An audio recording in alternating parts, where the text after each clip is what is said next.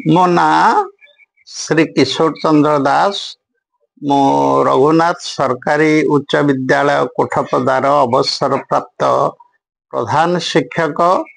आज जो अष्टमी तिथि माँ दुर्गांकर यही अवसर रे मु माँ पाखरे प्रार्थना करिबे जे महांगार जनसाधारण को माँ तांकर आशीष प्रदान करंतु एवं मांकर आशीष लाभ करी महांगावासी देश आउ जातिर उन्नति सबुबले करी चलंतु।